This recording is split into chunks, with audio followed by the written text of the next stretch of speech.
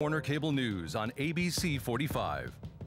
And thanks for joining us tonight. I'm Sharon Stone. Those stories are coming right up. First here at 6, meteorologist Monty Montello is here with the first check of your weather on the ones. Monty, it was just so summer-like hot today.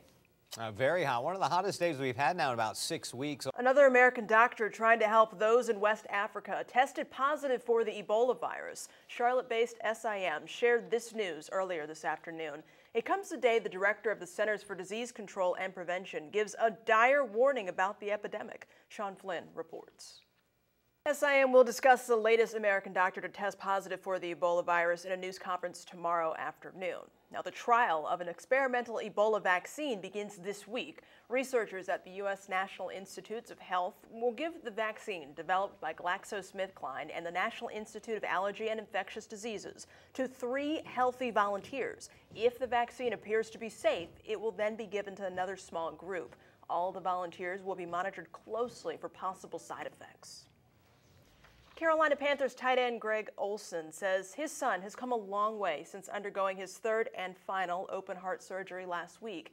TJ Olsen was born with a congenital heart defect. The left side of his heart was underdeveloped. Olsen returned to practice yesterday after taking time away to be with his family at Levine Children's Hospital. He's grateful for the team's unwavering support.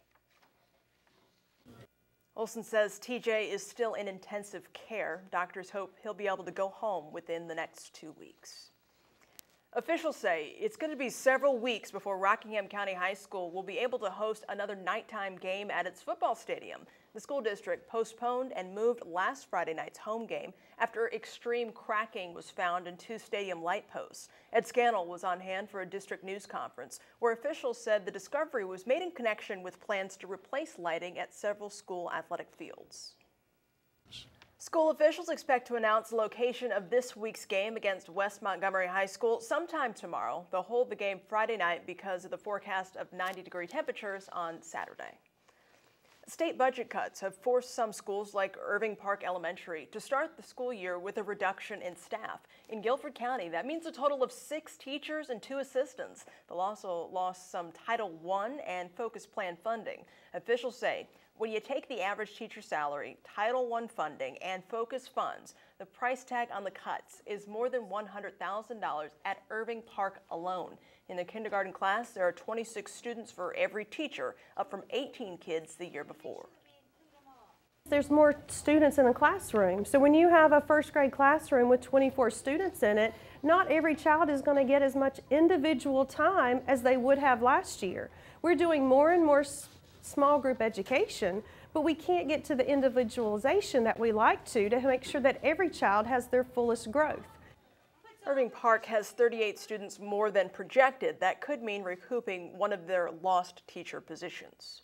Another of the state's largest school systems also has a teacher shortage and an overcrowding problem. Tonight, the Wake County School Board will talk about that and enrollment. Last month, the board talked about making schedule changes to 4 elementary schools and 1 middle school for the next school year to make more efficient use of classroom space. 2 elementary schools would be converted to traditional 10-month schools, while 2 others would become multi-track year-round schools. Reverend William Barber delivered the fall convocation address for Wake Forest University School of Divinity today.